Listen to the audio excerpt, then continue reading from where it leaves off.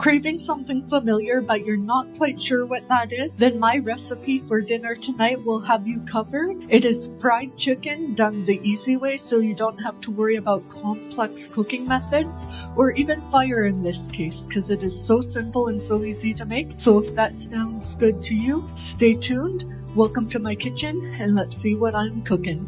You will need 4 cups of rice, sesame oil, dark soy sauce, 2 eggs, butter, frozen corn, frozen peas, onions, and garlic, and also salt and pepper. We are going to start by melting half a stick or about 4 tablespoons of butter in a frying pan.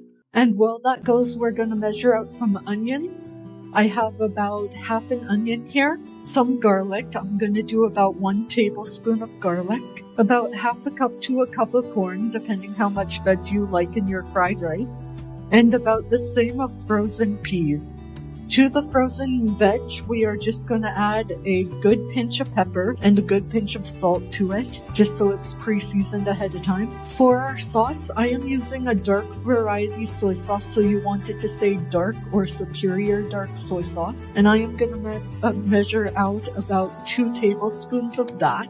And then I'm going to measure out about 1 teaspoon of sesame oil. And that's as simple as the sauce gets. Now, for our rice, it is very important that you make it according to package instructions. A day ahead, I've used a short grain here, and what you want to do is you want to cook about 4 cups of it. That's after it's cooked, but it's 2 cups of rice to 6 cups of water. You can throw that in your Instant Pot, or you can just follow the instructions for stovetop method on your package of rice, and then you're just going to chill it in the fridge overnight, and that is ideal for making fried rice. And now that our butter is nice and melted, we are going to go in with our veg, all of it, and we're just going to give that a quick stir about just so it can start cooking. We want to cook this until the onions start to get golden, and that'll bring out the flavor of the onions a bit more. And you want to cook the corn and peas until they're fully cooked through. If you want, you can also do the peas and corn and garlic separate from the onions, but I just wanted to make this easy for you. While that goes, we are just going to prep our eggs by cracking them into a bowl and whisking them. Simple as that. And also don't forget to add a nice pinch of salt and pepper into your eggs also. That'll help flavor them. And what I like to do is I like to have everything lined up in order of putting them in. So next will be our eggs, then our rice, then our sauce, and possibly some more salt and pepper if needed. Don't forget to stir it every now and then so it cooks evenly amongst all the veg. By the way, Smiley Miley makes her return. You spin me around. And now that our veg is done caramelizing a little bit, we are just going to make a little indent in the center, meaning that.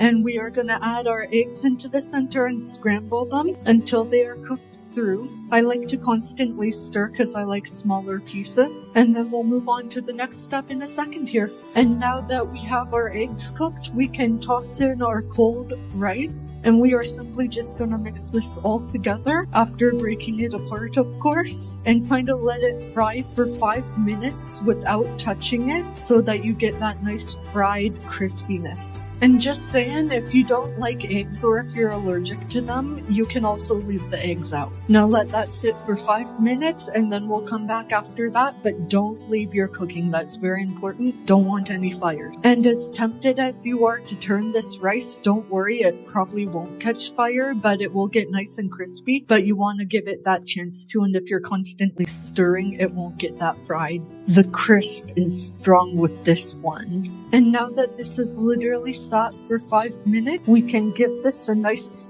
stir to combine everything. Oh yeah, nice and crispy. And you can do that once or you can do it twice. I am just going to do it once probably, and I'm just going to move on, but it looks really good. And now to finish this off, I am simply all over the rice, not just in one area. I am going to drizzle my soy sauce and I'm going to stir that in and cook it for about a minute. Now once you stir that through, mind my mess, you can just remove it from the heat and it's ready to serve as is or with any additional main meals. And now that this is done, as you can see here, I am just going to give it a little bit of a try with a nice clean fork, and I'm going to try and get a bit of everything in one bite.